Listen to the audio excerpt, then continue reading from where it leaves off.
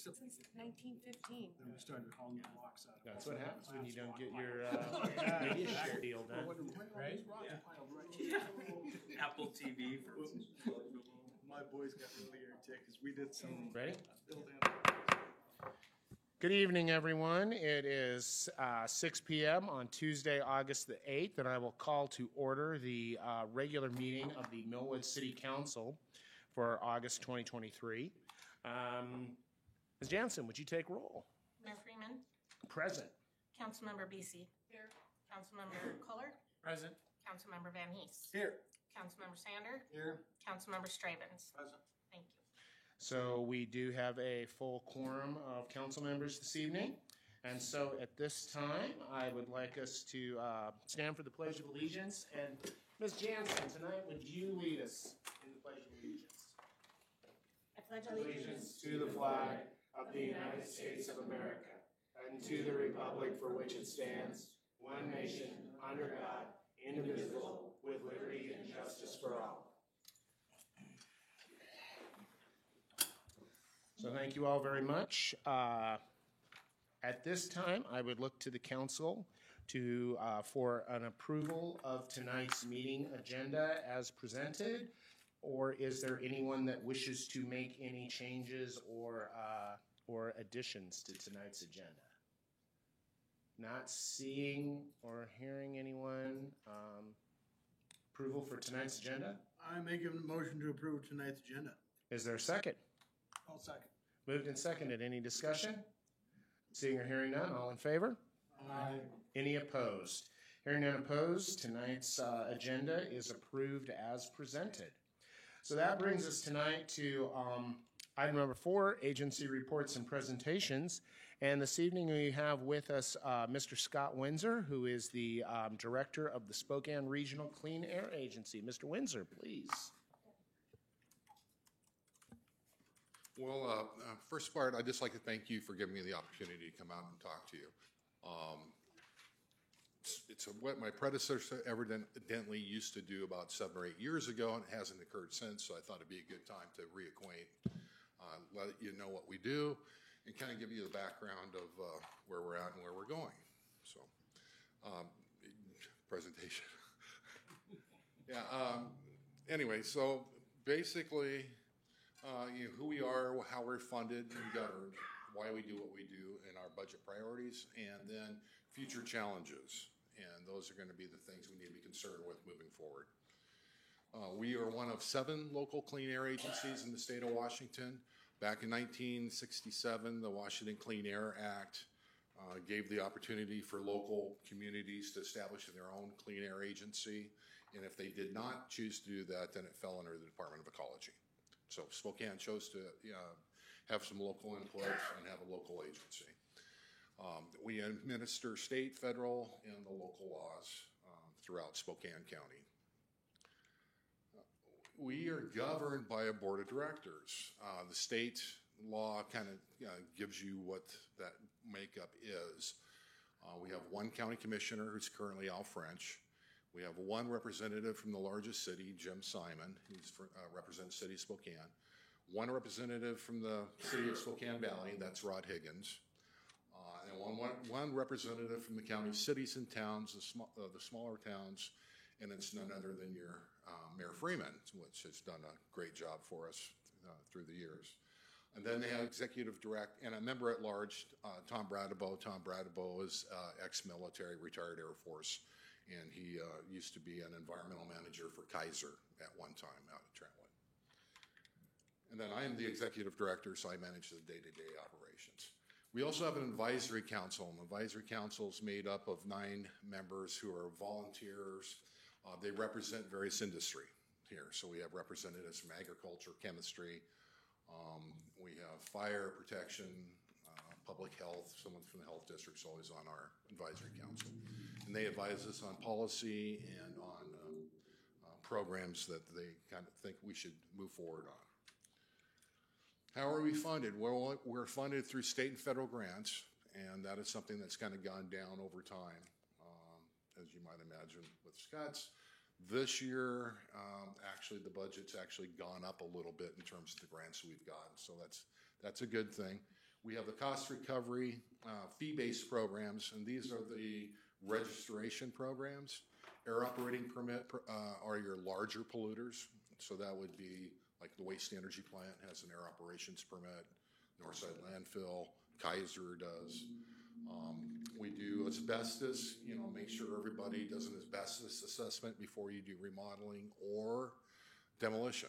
And that's something that's really important.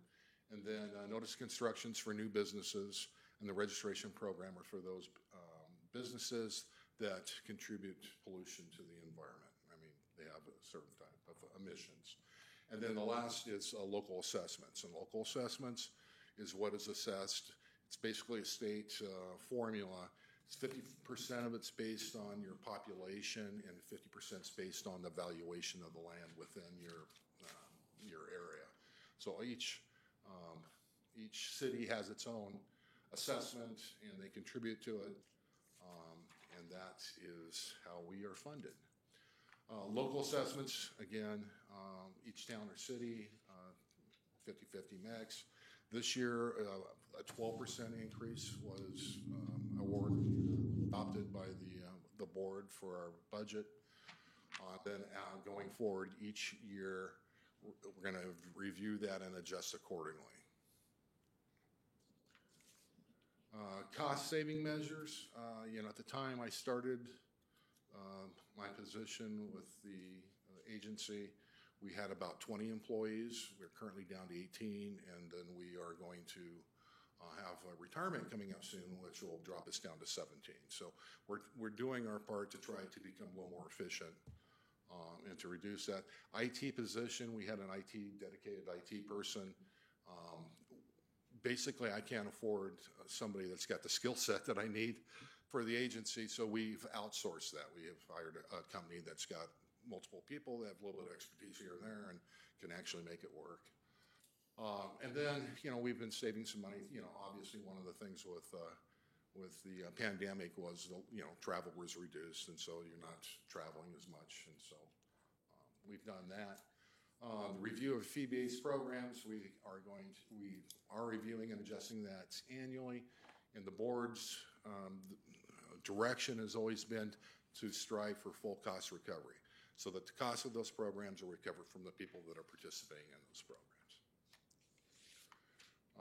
Again, we're at 18 currently. We're basically divvied up into a couple different sections. We have a compliance section which investigates complaints, engineering which reviews plans, monitoring who actually runs our regulatory monitors. We have a couple in Spokane, which that is what we're officially reporting to the state, who then in turn officially reports that to the EPA in terms of the air quality here in Spokane. We have an education and communications section that does outreach to help educate. Then we have an administrative program section which actually takes care of the clerical for the agency. Key agency programs: air monitoring, forecasting, reporting, burn restrictions. I don't know if any of you have been to our website. We recently revamped our website, so when you go to that page, first thing you get is what the current air quality is here in Spokane, and it's updated hourly. Burn restrictions, we basically are somewhat hand in hand with the fire districts on that. Fire districts are pretty quick to jump on burn restrictions when the conditions get such that you're going to have to worry about fires and such. Notice construction, new businesses, we do about 45 a year, and that's new businesses setting up shop in Spokane where they're building a new facility and they have new equipment. And then registration for current existing businesses. There's about 600 sources here in Spokane County, and we have adopted a policy of trying to get to everybody every 2 years. You really should do a minimum 3, but we're trying to get every 2 years. That is something, again, coming out of the pandemic, it's been tough to do, so we've been trying to get caught up with that. Complaint response, we get about 650 complaints, and again, complaints can be somebody that's illegally burning, it could be somebody, odor complaints, a variety of different complaints that we respond to, and then 250 staff initiated where they're out driving and they see something. One of the things we have to really be concerned with here in Spokane is, and I'll get to it a little bit later, but dust control. We were out of compliance. We were out of attainment with dust at one point in time, so we have to make sure that we keep dust levels down. Enforcement, education outreach, outdoor burning, wood heating, that's something we need to be concerned with. And then, of course, asbestos to make sure that it's properly managed. Community engagement, we participate at community events throughout the areas, the Spokane Valley Fest. We set up shop and talk to kids and parents about various issues. We partner with various businesses, Avista, the city county libraries. We've got a program now. We've got a state grant from Ecology for some portable monitors. They're handheld monitors, and so the libraries have those, and they can issue them to kids and to adults. I mean, to go out so you can take measurements not only outside but also indoor pollution, because indoor air pollution's a concern. Other things, Spokane bike swap, the Spokane Indians and such. And that's just an example of the events we attend. Youth engagement, again, one of the things we did get this Kids Making Sense was, it was designed for PM 2.5, and PM 2.5 is smoke. I mean, think of the small particulate matter. They gave us a grant to provide an educational system for children, and so what we've done is we have partnerships, or we just did a pilot this last year where we provide those, get the teachers, get them educated, and they provide classroom activities for the kids.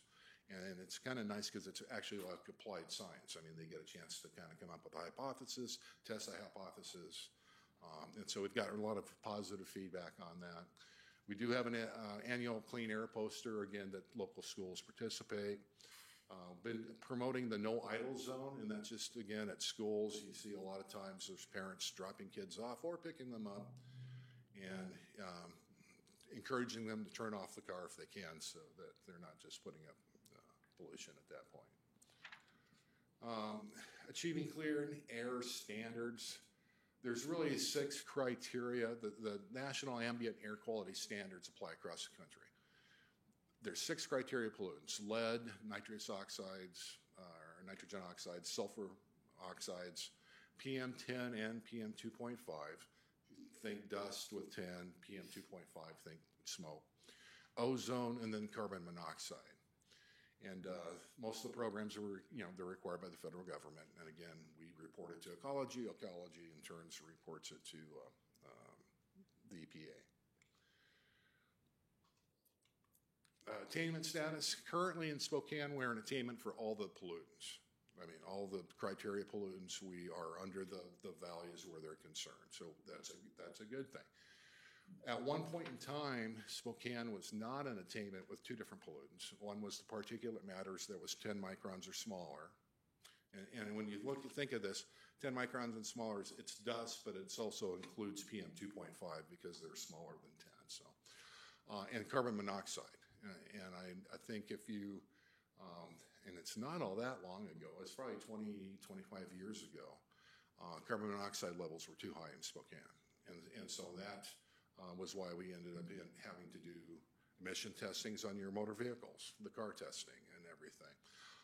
We don't want to go back there because, it's nice not having to do emission testing on cars. And they found, at the time that they canceled the program, they found that they were having maybe 1 out of 100 vehicles was not passing. So it kind of had just outgrown its usefulness, I guess. The EPA takes a look at these the standards. They take a look at them every 5 years, and that's required by law. So they take a look at what the value is. They take a look at the scientific evidence that's out there, and they adjust those levels if necessary, if new information comes out. They continue to tighten because of new information, and the one that is going to be, and you'll end up reading about it as we go forward, but PM 2.5. And PM 2.5 is currently at a certain standard, and the EPA is proposing tightening that up to a more stringent standard. And so that is something we will need to be concerned with. And it's just work to keep up on the standards. Again, every 5 years, they're taking a look at them and changing them if they need to. What happens if we don't meet the air quality standards? Well, it's a health risk to the public, obviously community health. Again, I think with some of the wildfire, the smoke events that we've had, one of the real concerns is outdoor events. At what point do you let the event go forward, and at what point do you say, okay, we got to cancel the event?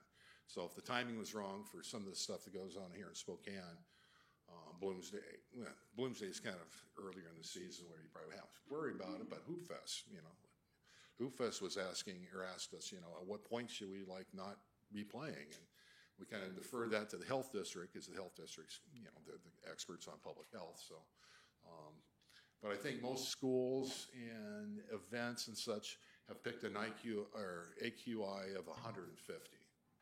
If the air quality is worse than 150, that's at the point that they would call the event and not be exercising. Same thing with sporting events, softball tournaments, soccer tournaments. The other thing would obviously be the economic impact of business. If we're out of attainment, then we have to have more stringent controls on pollution. That's more expensive. That makes us less competitive, obviously, with areas that are in attainment. And then local government, again, ends up having more regulation and such, and so we don't want to necessarily have to go there. This is the history of air here in Spokane. If you take a look at that, it goes from 1970 to 2020, so it's 50 years. And if you take a look at that, the blue line are days that we were out of attainment with air quality. AQI was higher than what it needed to be, or what would be in attainment. And so the population at the time was about 300,000. So now the population's about 540,000, I think, for the county. But you can take a look how successful the programs have been in really cleaning up the air. And that's carbon monoxide. One of the simplest things was lead. I mean, when we had leaded gasoline, everybody had lead in their bloodstreams. And so just by eliminating leaded gas, they've really cleaned up that as a pollutant. And so then if you take a look at 2015, you can see a couple little spikes there, and what do you suppose that is? The little spikes are a PM 2.5 from fires, wildfires. And that is something, again, that we're concerned. If you take a look over time, you start seeing these little spikes, and they're all fire season. So challenges, again, PM 2.5, which is smoke, and then ozone, which is the volatile organic compounds. And nitrogen oxides, they interact with UV radiation. You get enough UV radiation, you have the pollutants in the air, they can interact and cause ozone. Give you an idea, Southern California, where it's sunny all the time, they're out of attainment with ozone like 200 and almost 300 days a year. So they have to implement all sorts of restrictions on trying to reduce nitrogen oxide emissions and volatile organic compounds being emitted to the air.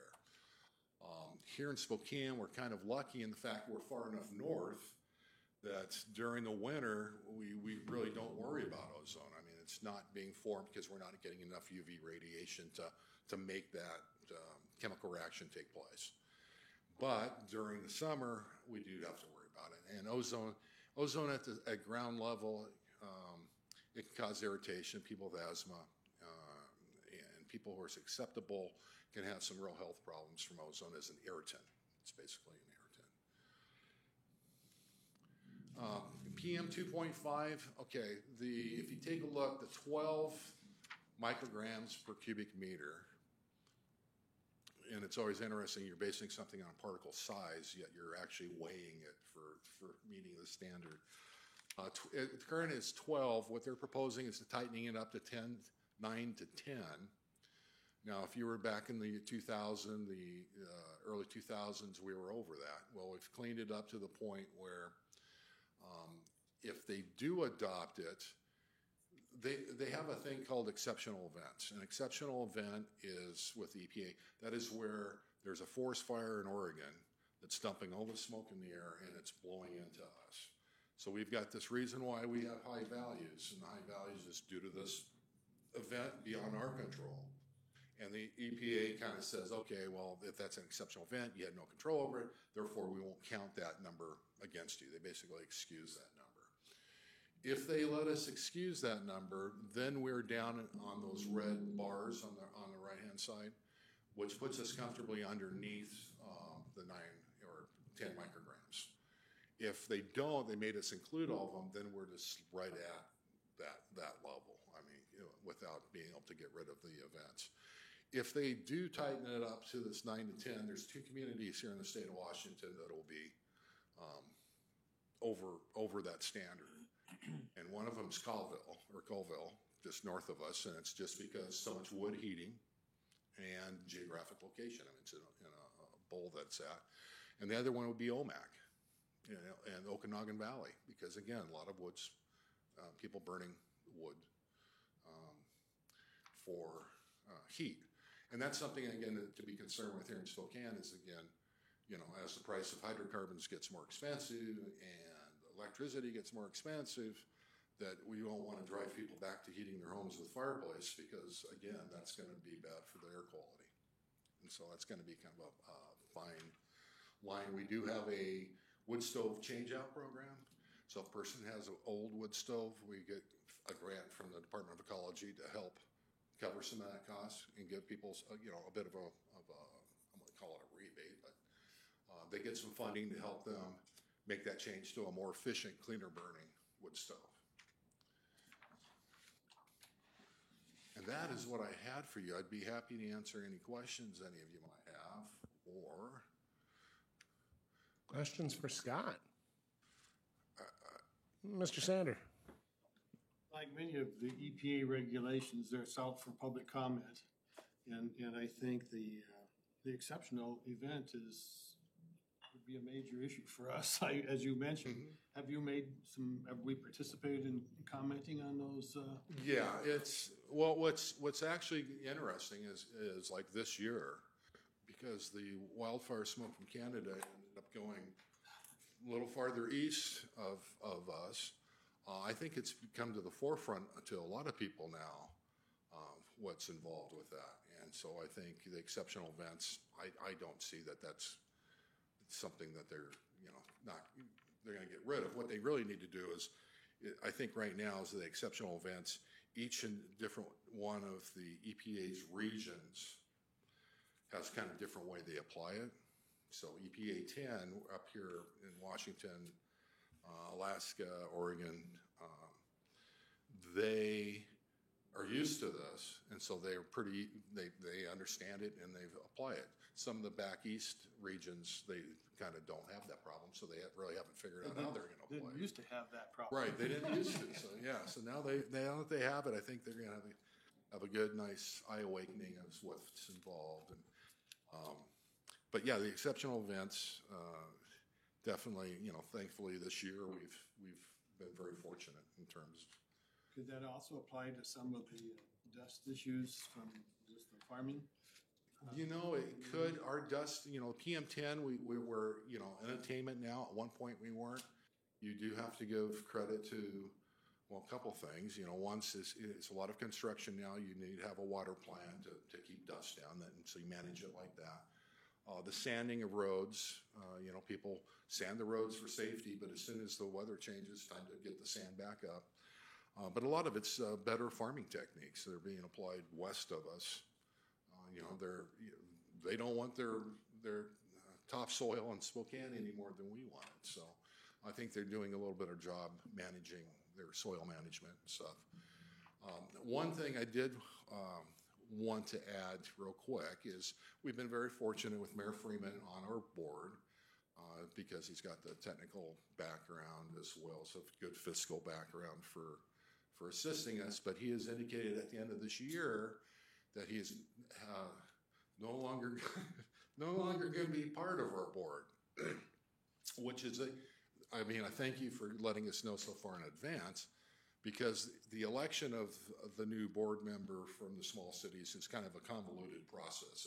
And so it starts about the end of this month, the beginning of September. I'll be sending out, registered mail to everybody, and you get this registered mail and this real official, and basically asking for nominations. And then you wait to get that back, and then you compile it, and then you send it back out to people to vote on. And the last time, I think in 2000, what would it have been?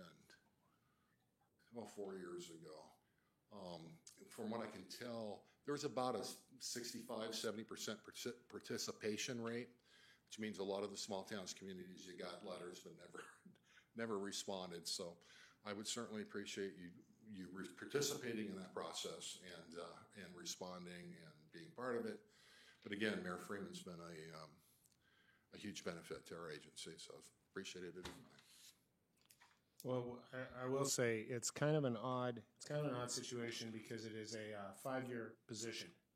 And so knowing that I will be winding down at the end of this term, it's better to do a transition and get somebody in there to fill that role as opposed to not jibing my schedule with the agency's schedule. I did want to say to Dan's question and to Scott's one of his slides, we have taken some fiscal responsibility on the board, and we have raised local assessments over the last few years, and we have raised some fees and raised some rates. That was in response to there was a significant period where other board members, this is prior to Mr. Windsor becoming board chair, prior to the former, or becoming the director, prior to the other director, we're not taking any fiscal responsibility, and we're not raising rates in accordance, or not raising local assessments. We're eating into the reserves. We're, in some respects, I don't want to say allowing the agency to languish, but you need to notice that one of the things with this exceptional event type issue is EPA does not simply go through and take the time to go, wow, that looks like that might be an exceptional event. It is up to that agency, up to our local control to make the case to EPA that it was an exceptional event.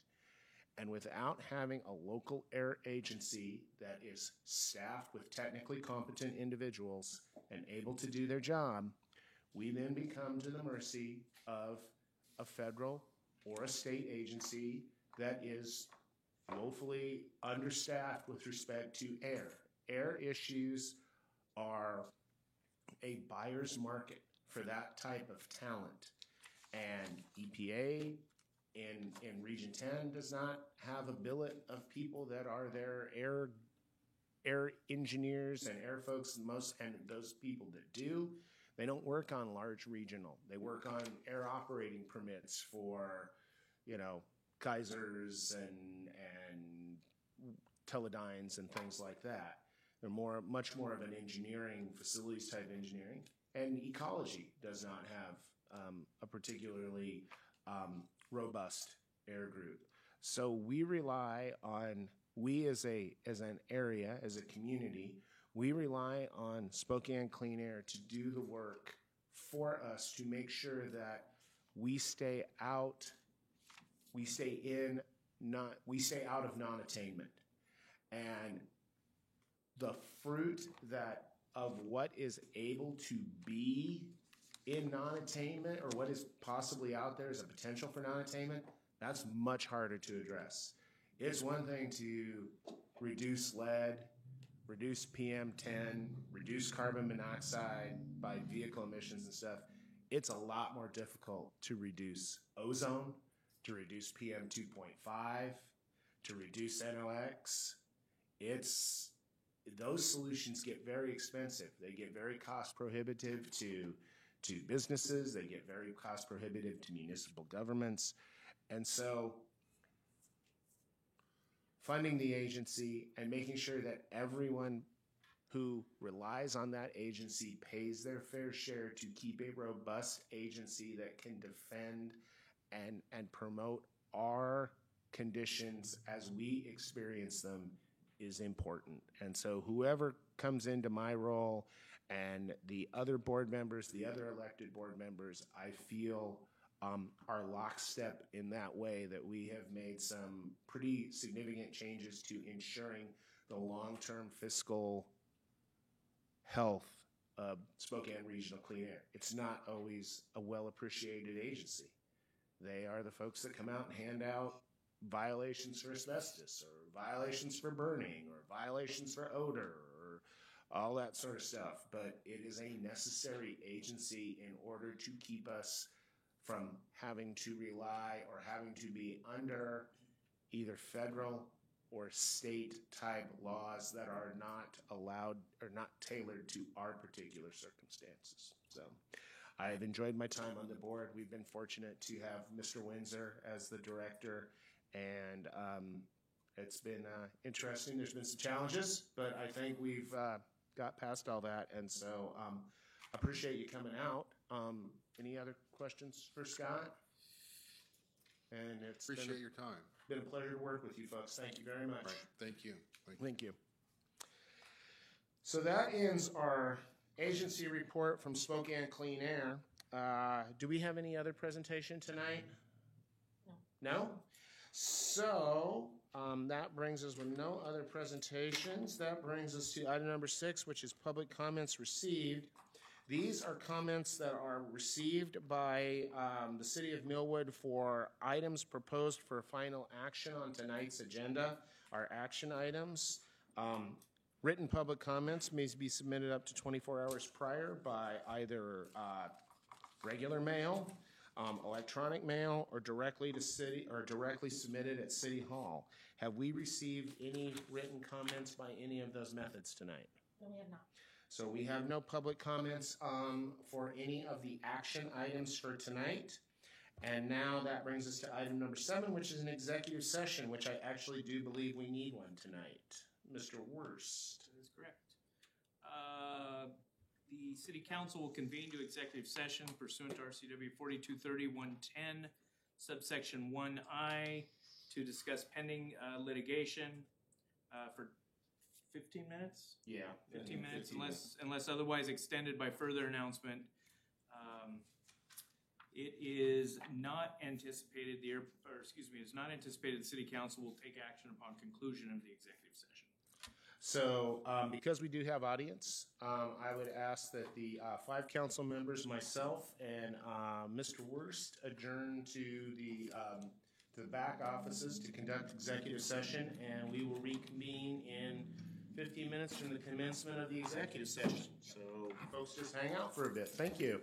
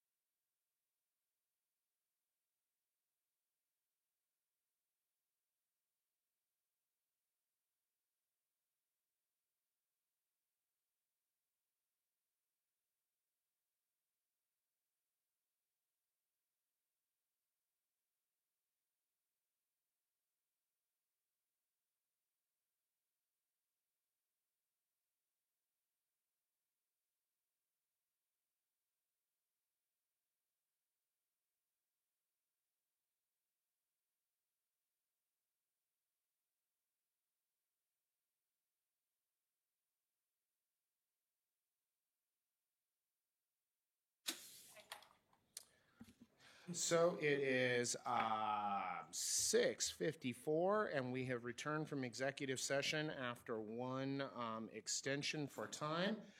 No action or decisions were reached in executive session. And so that brings us to item number 8, our action items for this evening.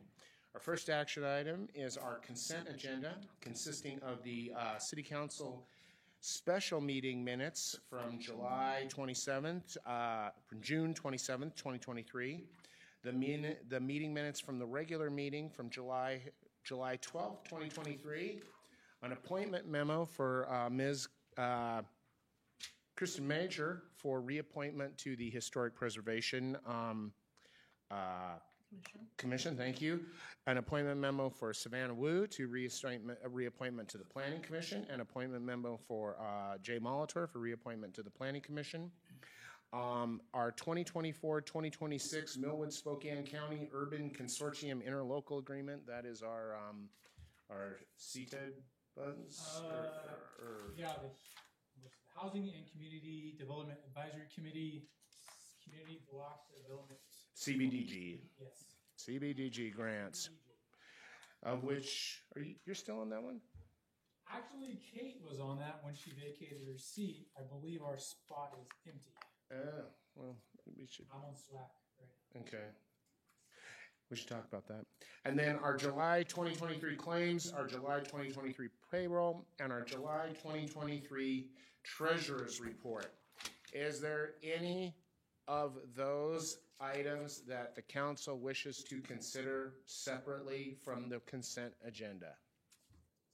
I am not seeing or hearing any move to consider those items separately.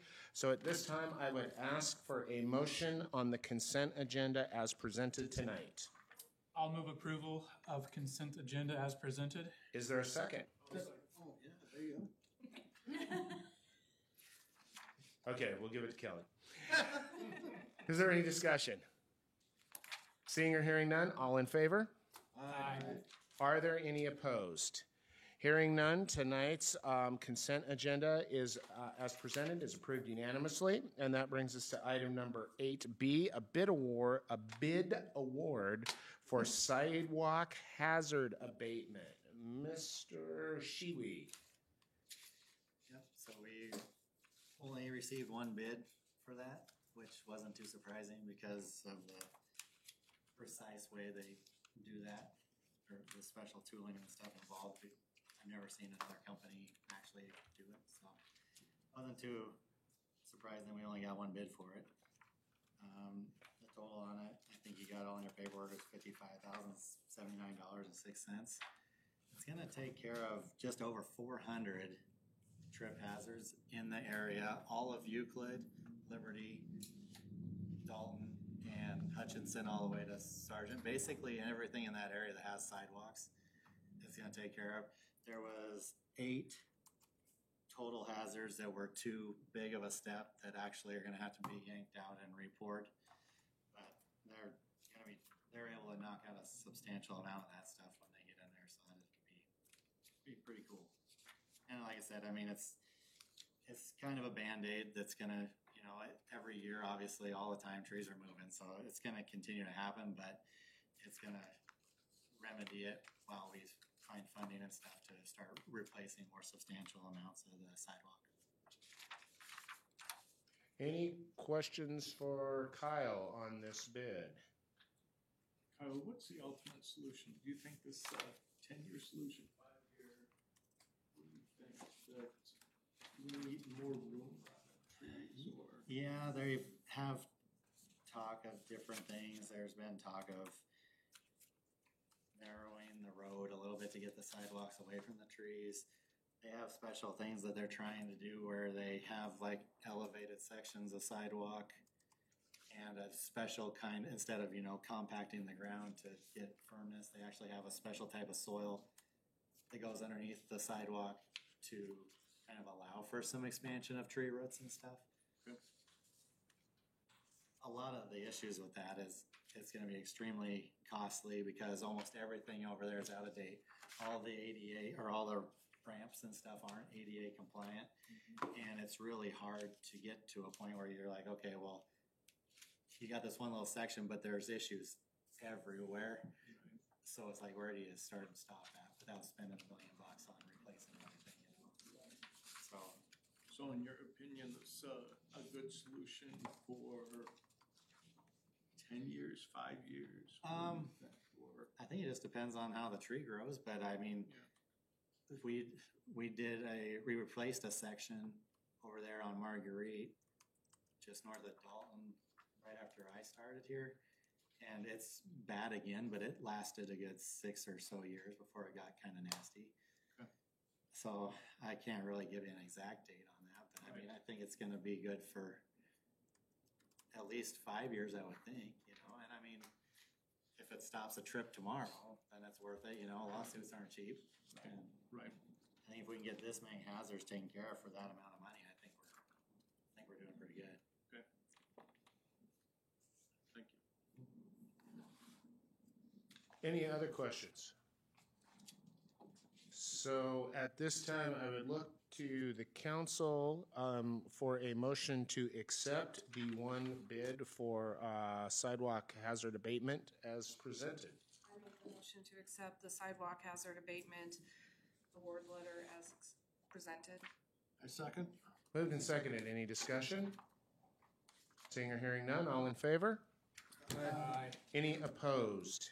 Hearing none opposed, the sidewalk hazard abatement project is awarded to our only bidder, Precision Concrete Cutting, for the amount of $55,079.06. Thank you very much. And this brings us to item number 8C, approval of a underground easement for Avista. Whatever you'd like to do. I can start. Brian reviewed it from legal. Basically, this is part of the electrical line relocation that was being done as a part of the forthcoming Argonne widening at some point, but also because there is the intent of Avista to get most of these poles on the right side out of the right of way and get underground and remove those. And so some of these poles are problematic to try and reorient, and so we have worked with Avista and are looking at part of the area over there, just out in front or near the front entrance of the building, to allow for setting up a pad for a transformer or a junction box and things like that. They need an easement for that to get the lines underground and then come back up over here and hook into these poles. That pole will be relocated out of the right-of-way, back a ways over here, and then lines will come up. So Brian reviewed that, and I think there were just a couple textual things in indemnity clause. He's strengthened up the indemnity clause a little bit. Yeah, there's a couple, Avista has a kind of a standard form document for various things that they want to do. The revisions I made to the indemnity have been presented and accepted by Avista in the past. We've not had a chance, this just came in Thursday, late last week, I think. So we've not had a chance to re-propose them or propose them back to Avista. And then just a little cleanup on the purpose of the easement, because the purpose of what we're doing is allowing them to underground the lines. And what we didn't want to do was then grant them an easement that eventually they could come back and put them up above the ground. So we want to make certain that we're granting an easement for this express purpose of undergrounding them and keeping them underground. So I don't think there'll be a problem with those, but I guess I would ask the council to approve the easement subject to final negotiation and execution by the mayor. We just want to make sure the language reflects what the intent of the document is. So, and it's a perpetual easement, so it's not like we'll be around when this is triggered 50 years from now. So at this time, is there any desire from the council for a motion for granting the city the ability to sign the easement once final form is approved by the city and city's attorney?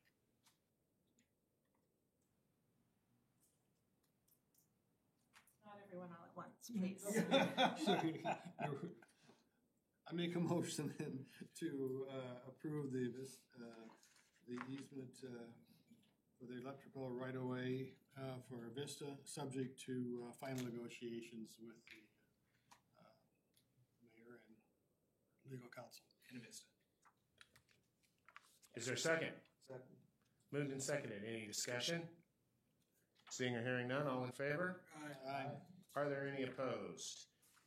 Hearing none, Mr. Worst and I will continue to work with Avista, and once those last little bits of language are cleaned up and it is acceptable to Brian primarily, once we've reached that, I would execute the agreement. So that's done. So that brings us to item number 9, which is our reports. I forgot to bring this to the attention. When putting this up on Granicus, if you notice, we left off the typical council reports. So what I'd like to do is, prior to the sheriff's report, which is really a no-action report that's included in the packet, I'd like to go ahead and give the standard reports, if you will, starting with Mr. Shiwi from Public Works. Mr. Erdahl's on vacation this week, so Kyle, you have anything to report out? I got some utility stuff too. Okay. So, on the utility side, the water samples came back good again this month. The new fence relocation up at the Butler Well property is completed, and the guys are relocating sprinkler heads and lines and removing sod from inside the fence line to create more stockpile space for such things as bedding, sand, topsoil, gravel, stuff we use on a regular basis. Still trying to find a qualified company to run the gas line for the new Park Well backup generator.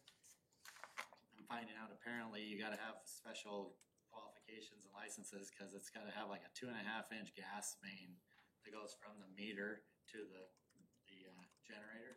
And there's only special qualified plumbers and HVAC people out there that run that stuff. So running into a little hiccup there, but hoping to get that done so we can get that section of the park put back together. Also been working with Hydromax to inspect the sewer lines because of all the natural gas torpedoing and stuff they do. They always go back there afterwards and snake the lines with a camera to make sure they didn't puncture a sewer line with a gas line, because that makes for entertaining festivities.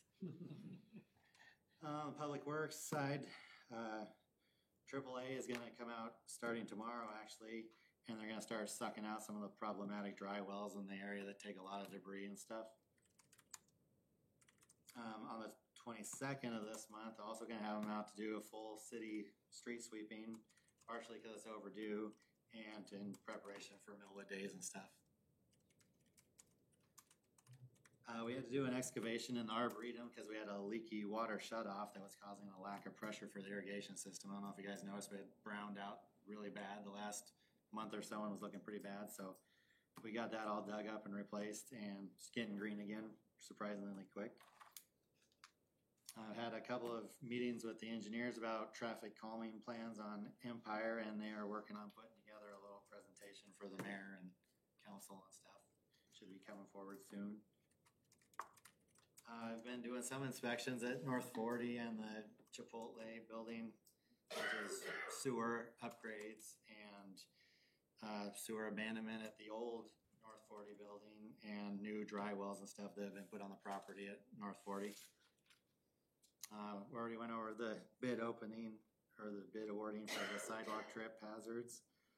I've been working with some asphalt company estimators going around, getting some pricing on some spot road repairs on some of the areas we've had potholes on for the last winter and problematic areas. The guys finished pouring a small slab out at the most eastern gazebo out there and put the last large barbecuer in that needed to be installed there on that gazebo. The construction on Matt and my office is moving along, and the new mini split air conditioner is up and running inside the new secure server location. So I think they're going to be moving all that stuff over here shortly. That's all I got. Any questions for Kyle? Will you paint the crosswalks soon? Yeah, oh yes, they are doing that too. I just talked to a guy from the county Thursday, I believe, and they got us on the rotation to do all our striping they normally do, stop bars, crosswalks, the don't block the intersection out here and all that good stuff. So, yep. Do you have that manhole cover on Argonne? Right Yep. here on list of. Yeah, a manhole cover Cause I get a lot of calls on that one. in front of the babysitting place. There's one in front of the babysitting place going southbound, Yeah. and one in front of the dental office going northbound. Yeah. We're gonna adjust them up so they're not so much of a dip and repave around them. Also trying to figure out something with the concrete approach down here. All three southbound lanes are horrible. Trying to remove that because it's like going from a softer asphalt to concrete. It's actually wadding up over the concrete. So we're talking about having whoever does the rest of the paving go in there and cut out a section and just redo it. Even if it is just temporary till another project comes along, at least daily people aren't beating up themselves and their rigs on it. And the same with down here southbound coming off the bridge. It's kind of crowned up in the middle and people have had complaints with scraping their cars and stuff on it. And so gonna try to address those two at the same time. Are they just using regular pavement mix? I think so. Not sure exactly. I know they had anticipated being, I think, 6 inches thick for any stuff that they're doing right in that area. And they've already done that once. I don't know when it was, but I was out with the guy from Inland Wednesday or Thursday last week, and he was saying that they had already done it once a few years back. I don't recall when that was exactly. I don't know. We could ask for an airport mix that's a little stiffer. We can talk about that. Okay.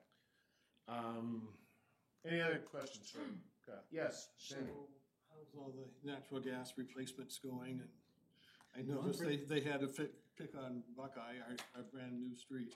Yeah, I tried to get them to not do that, but the moratorium, I think, was like 2 years or whatever, pavement cut stuff, so wasn't much I could do about it. I talked with the engineers and, we had to go ahead and let them do it, so. Are you keeping up with them? Yeah, Okay. yeah. And I think they're mostly done. They've been going backtracking. I know they did on South Riverway, kind of by your place and a couple other places to do. I don't know what they were doing exactly, but they were going back just in one location and doing it maybe as a final tie-in from where they ran the new stuff to the old stuff. Mhm. Yeah. I think they're pretty much wrapped up with it now. Any other questions? Thank you, Kyle. Ms. Mackin, Treasurer's Report. Yeah. The WCIA came out to do an on-site audit this year, first one since COVID. They did review the special events permitting process, and we have some mandatory changes to make if we want to be able to have them, we have to have that included. And then there were some just general recommendations. So I'll be working on that with Lisa and getting the process updated to their liking. Lisa and I will be leaving tomorrow and coming back Friday. We'll be at AWC's municipal budgeting conference in Leavenworth. I haven't been in a number of years, so it's about time to go. The state auditor always expresses the audit topics for the following year there, so we like to know what those are gonna be. And I'll have more coming in the coming months with the budget process, so if you have anything you want put in, please get it to me by September 1st, because that's when the mayor and I start really crunching, so. Yeah, so if there's any projects or anything that you have interest in, public works, anything like that, that you don't think are being adequately addressed, or you have constituents that have come to you, talk to Kyle, or talk to Debbie, or talk to Matt. And even if it's a long-term project, if we can get it going and figuring out how we're gonna pay for it and where the funding could come from, it's just good to get it out there as soon as possible, so. Any questions for Debbie? Thank you very much. So, Ms. Jansen, everything else? I'll start with code enforcement tonight. We've had a couple of items pop up in the last week. RV in a commercial district that we are continuing to deal with. And then some complaints on the construction at North 40 starting pre-5 a.m. So we are sending a courtesy letter, but I also reached out to the Spokane Valley building inspector, and he contacted their supervisor of the site to impress upon him that that was not acceptable. So courtesy letter, and then if we get more complaints, we'll move to a formal code enforcement process. From the planning department, every year at this time, I remind you that the city's once a year comprehensive plan amendment process kicks off on September 1st. Applications are accepted from September 1st to November 1st. And so we will be issuing the public notice on September 1st that applications for that can be submitted. The comprehensive plan is the city's long-term plan, long-term goals. Those amendments can be submitted by residents or staff, whoever. So if you're interested in amending anything in that comp plan, then September 1st to November 1st is the window. And lastly, from the clerk's office, I want to tell you that tonight will be my last night with you. I've accepted a position with Avista Utilities, and my last day with Millwood will be on Thursday. And I want to thank you. Thank you. I know that you all are aware of the important part that Millwood has played in my life since I was 10. And so coming to work here was a real privilege, and I've enjoyed it.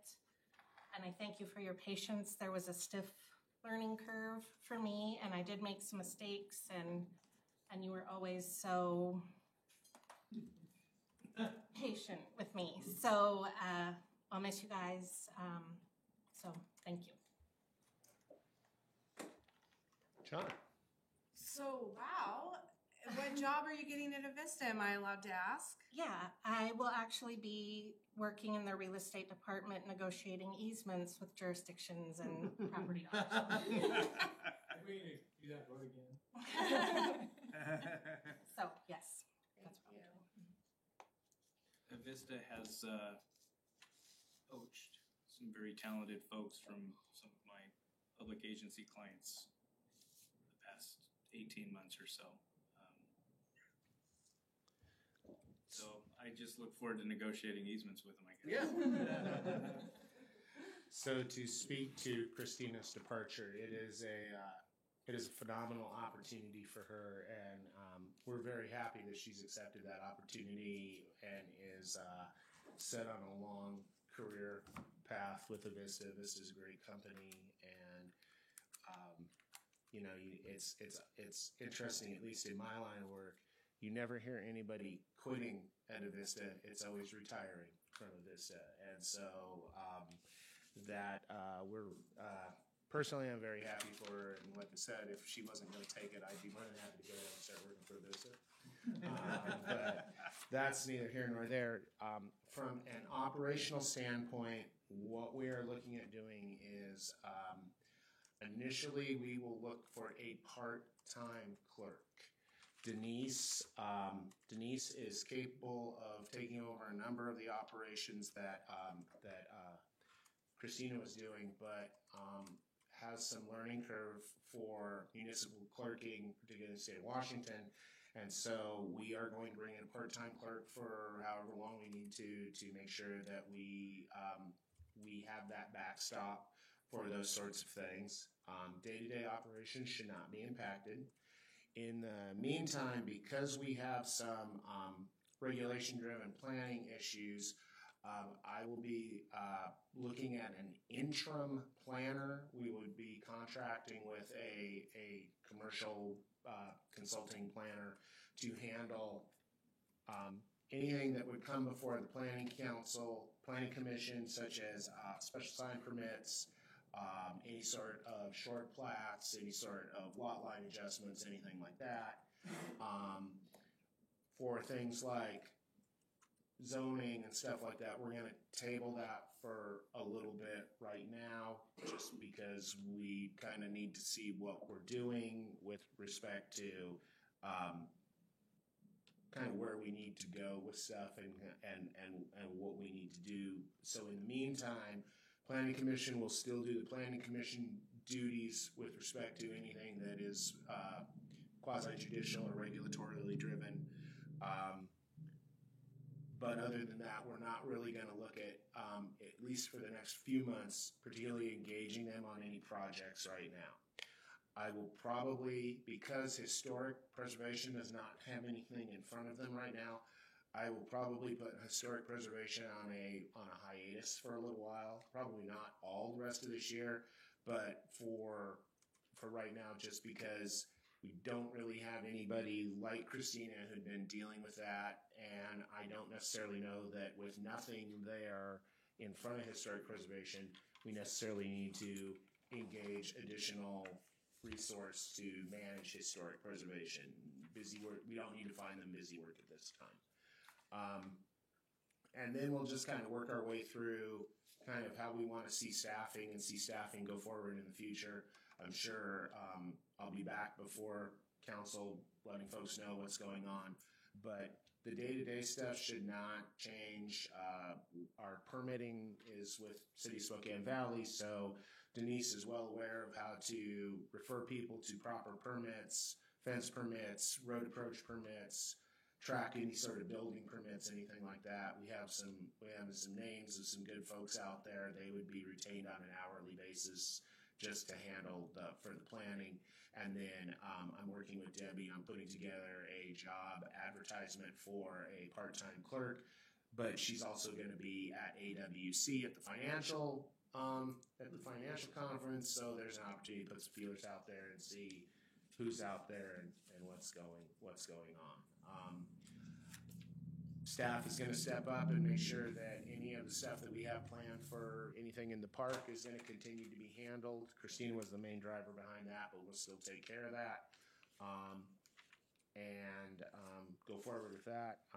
Anything else that was started on Christina's watch, we'll proceed forward. Park planning, any of that sort of stuff.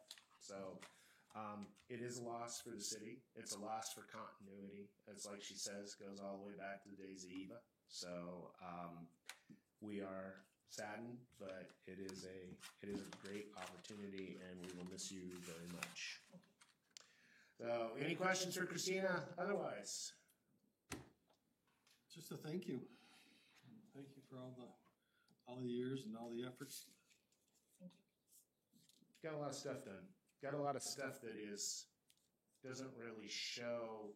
Got a lot of big stuff done. A lot of the park events and things like that are her own taking, but a lot of smaller stuff that doesn't really show but makes the city function a lot smoother was taken care of on her watch, so we're very pleased for that. I've got nothing else on that one, so we'll move to legal with Mr. Wurst. Nothing? All right, and so mayor's report is just that. We are looking at dealing with the departure of our clerk, planning, code enforcement. Oh, code enforcement. Denise will become the named code enforcement officer, and she will become the named public records official for the city. She has gone through that records retention schedule like nobody's business and is well aware of records and record production and all sorts of good things for public records requests. So she will be our entity on that. So there won't be any deficiencies there. We do have a few other things coming up that I'm sure that before the end of the year, we'll need to begin talking about. Some of it goes into planning. As you can see, there is an article in the Spokesman Review this morning regarding land use in the city of Spokane and their densification/intensification. The steering committee of elected officials for Growth Management Act, GMA, will be kicking off in earnest in October. There is a re-update for county's GMA, and one of the things that has been discussed at the county level that is going to begin filtering down is a It is time to look at the land quantity analysis, or it's sometimes known now as a land capacity analysis. I can never remember that one. Land capacity analysis. The county is urging jurisdictions to potentially consider undertaking their own LQA, LCA, particularly for those jurisdictions that are contained within the urban growth boundary. And so we may wish to discuss looking at performing our own LCA, just because our LCA would then get folded into the county's LCA. Population projections will be released for the next term of growth management, which I think is a 6-year horizon or 10-year horizon. Might be a 10-year horizon. Some are using 6-year horizon, but at least in 10 to 10 years, it's looking like they are anticipating easily Spokane County by growing over another 100,000, 100 to 150,000. Kind of goes back to the whole thing with the Spokane Regional Clean Air Agency. Their long-term, the joint Kootenai County, Spokane County planners, PTAC, they are forecasting for a long-term horizon of this Body County area being over 2 million people. For a number of reasons, but when planning decisions are being made for a long-term planning vision, they are looking at a significant influx based on everything that is known about everywhere else and what we have to offer. And so there's a lot out there, and it's going to be impingent upon this group and future groups to be very considerate of how we plan stuff out for that, because the county is making it very clear in these meetings that the county is not going to do, 1, all the planning, and 2, find all the homes, if you will, for this next flux of individuals. It was made clear that the county is looking to every jurisdiction to take some level of population potential. So we need to be looking at that. That's it where we are. Yes. Yeah, so, did I understand correctly before when you were talking that you're disbanding or putting on hiatus the planning commission at a time that we're doing No. a bunch we're of not. planning? No, what we're doing is we're kind of, for a little while we get our sea legs underneath it and figure out who we're going to retain and how it's going to look, we're just going to task them initially with just responding to any sort of requests like signage and stuff. The group that I'm actually putting on a little bit of hiatus is historic preservation, because they really don't have anything in front of them, and to get somebody up to speed on dealing with HP, it would take more effort than it's worth. If they had seriously something in front of them, we'd be moving ahead with that, but they don't. One of the things we haven't talked about that's going to continue full steam ahead is the tree board. And so, because we need to be planning for, based on the urban foresters report and everything like that, we need to be starting to think about what we want to include for budgetary purposes for urban forestry for 2024 and 2025, how we want to implement that. So tree board is going to continue. Historic preservation, kind of idle for a little bit.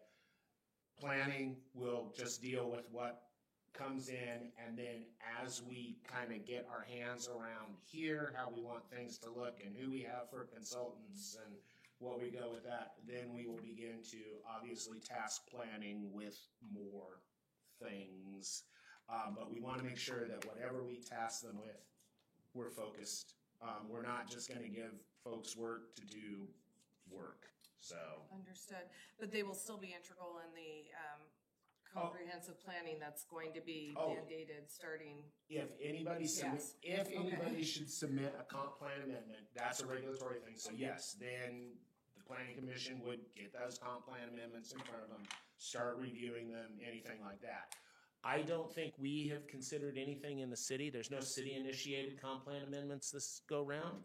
I maintain a list and I have one, but it's a typographical error, a little note that was left in by the consultant could come out not hurting anything. Okay, so if time allows, we might look at that, but that's it from us.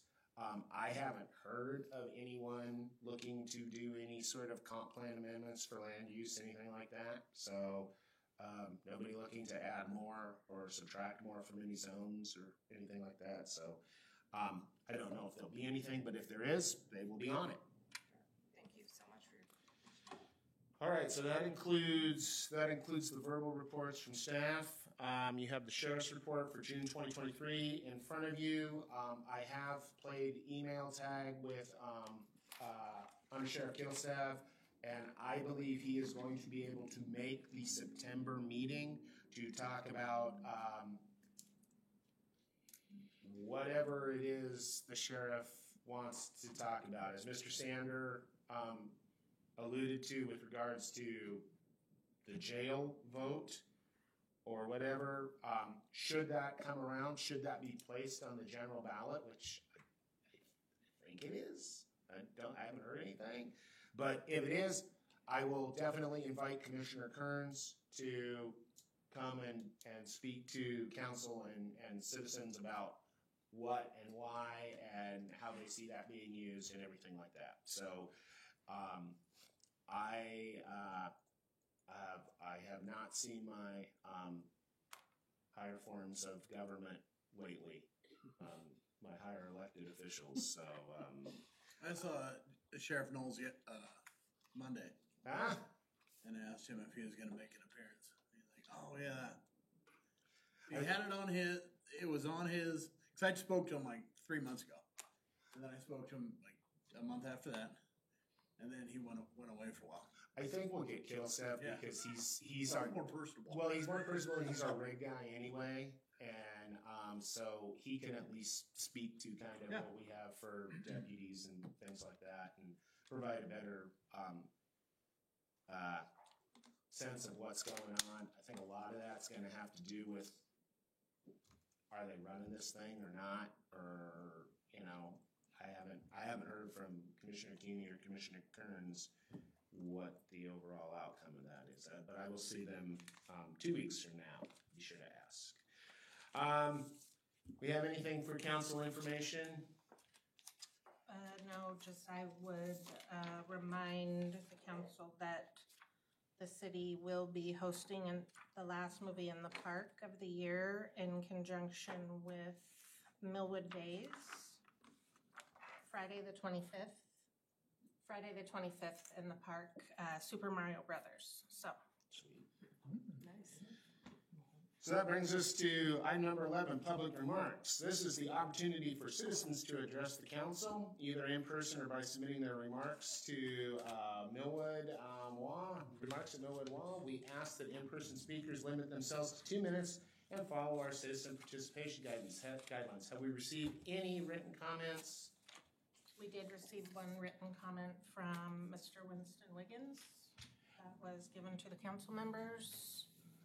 But other than that, nothing, and we don't have anyone on the sign-up sheet. So because of Mr. Wiggins' comment and letter, I have asked Mr. Wurst if he would respond to that in open session sort of thing and just kind of give a general response to that. Yeah, well, so there was litigation commenced against the city on a land use petition act matter.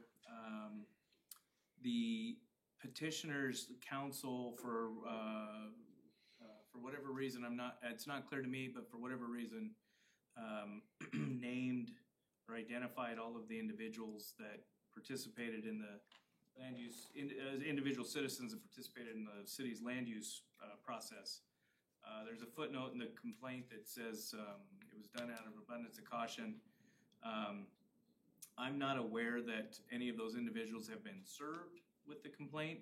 So to the extent that any sort of legal action could go forward that would involve them, that can't happen without personal service of every single individual named.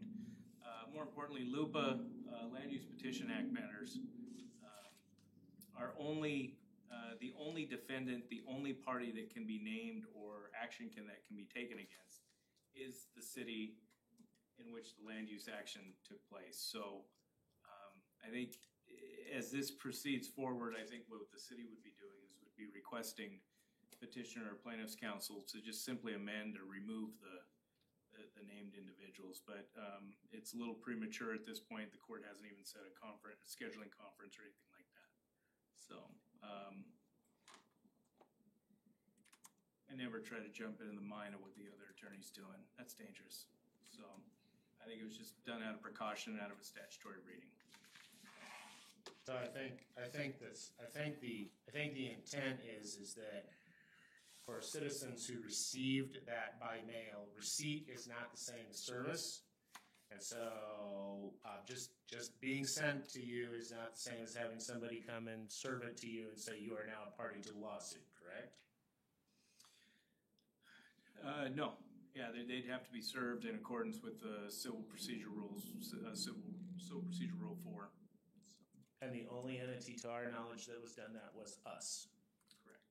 And so with that, and then under statutory guidance, the only entity that can be served and would be the responsive party to this would be the city, because it's our land use action. Yeah, at least as it's framed under a land use petition act claim, yes. So with respect to that, as this goes forward, as Mr. Worth said, as this goes forward, we will endeavor to work with plaintiff's counsel to undo their abundance of caution.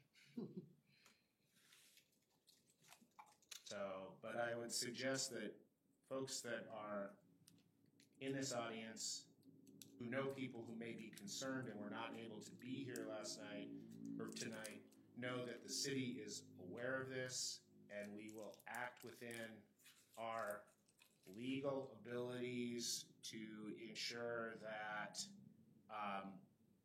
the statutory rules are followed, and we are the only entity that is being processed under that claim, which is the LUPA action. So yeah, I want to say we're on it, but we can't be on it because there's not really anything to be on right now, is there, other than we got served? Correct. That's kind of where we're at. So justice moves, but never moves swiftly. No. What?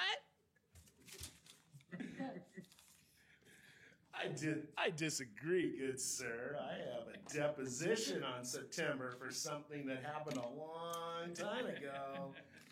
Sounds like you're bragging. I'm not. I am so much not. All right, so anyone like to give public comment at this time? Second call for public comment. Third and final call, Ms. Young. Hi, Shireen Young at 8903 East Liberty. And actually, just letting you know, Millwood Days. You're getting announcements out there. We have posters. Everyone's getting planned and ready. So get ready for a great day. It's going to be really awesome. So thank you very much. Thank you. Anyone else? Yes, please.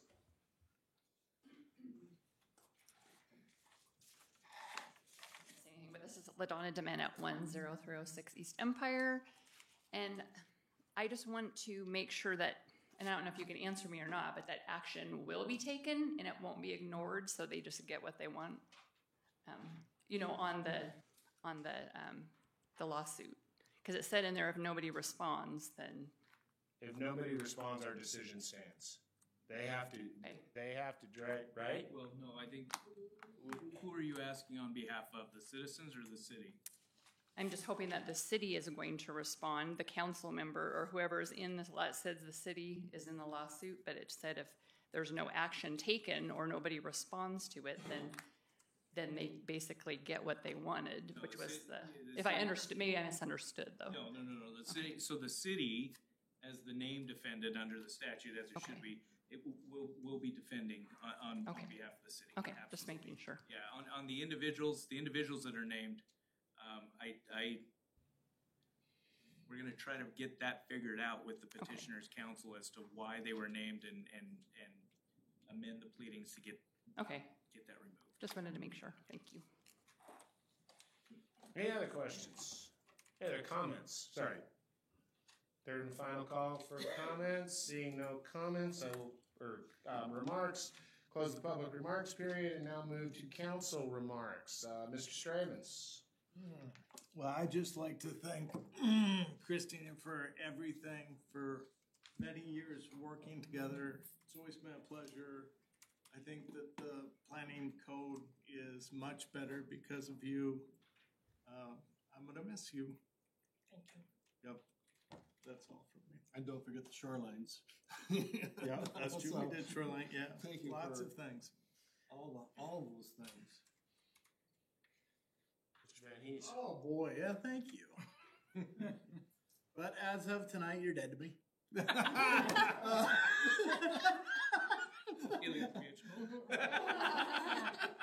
That only took me a couple meetings before you were done. I do. Thank you very much. I'll see you on Friday night. Yes, you will. Mr. Collier. Thanks, congratulations, and don't be a stranger. I'll echo the chamber that absolutely thank you, and please know you left as much of a mark on Millwood as. Thank you. I appreciate that. Any announcements? We had our announcement from Ms. Young regarding Millwood Days coming up. We have a movie in the park and anything else? The only announcement that we have is because the server room is done downstairs, or the secure server room is done as part of the construction, we now have to move the city server and everything into that room. So Friday, Data Pro will come out in the morning, and the city will be down early in the morning, depending on however long it takes to get the backbone and everything moved into there. We're actually having a rack brought in, a locking rack and everything, and get all that done and secured and up. Primarily because we do channel payments and things through there, so we want to make sure it's as secure as we can have it. But that's really the only announcement for anything coming up so far that's going to happen here of any sort of impact to business. So that's our announcements. Next meeting is September 8th. No. September 12th. September 12th. Sorry, I looked at it. September 12th. September 12th at 6 p.m. Tuesday. Anybody look like they may not be here? Do we got anything coming up? All right, so we will set, that meeting is set. And so at this time, if there is no further business before us, do I have a motion for adjournment? Motion to adjourn. Is there a second? Moved and seconded, all in favor? Aye.